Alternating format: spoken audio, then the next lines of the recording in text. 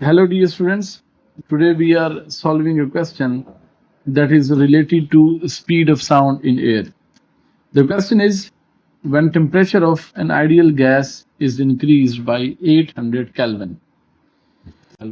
Let's say initial temperature is T naught. Then the new temperature is T naught plus 800. That is uh, the new temperature, where T naught is its initial temperature. Okay, the velocity of sound in the gas becomes under root 3 times.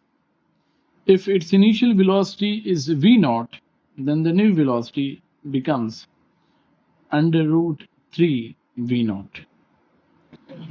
We are asked to find the initial temperature, that is T naught. As we know that velocity of sound in air is directly proportional to V is directly proportional to square root of absolute temperature. So we can say that V naught is equal to T naught under root divided by V under root T. That is the speed at initial temperature, and that is the initial temperature. This V is given as under root 3 V naught. So V naught is equal to under root T naught divided by 3 V naught, and instead of T we are writing T naught plus 800. V naught cancels with V naught, so we take square on both sides, squaring both sides.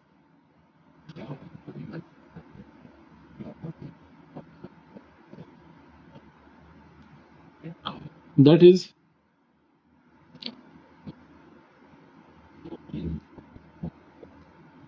1/3 is equal to T naught divided by T naught plus 800. That means T naught plus 800 is equal to T naught, 3 T naught. So we can write that 800 is equal to 3 T naught minus T naught. So 800 becomes equal to 2 T naught. Hence, we can find out that T naught is basically 400 in Kelvin. The options are given in degrees Celsius. So, to convert Kelvin into degrees Celsius, we subtract 273 from 400 Kelvin. So the answer is 127 degrees Celsius. I hope you have enjoyed. See you in the next video. Take care. Goodbye.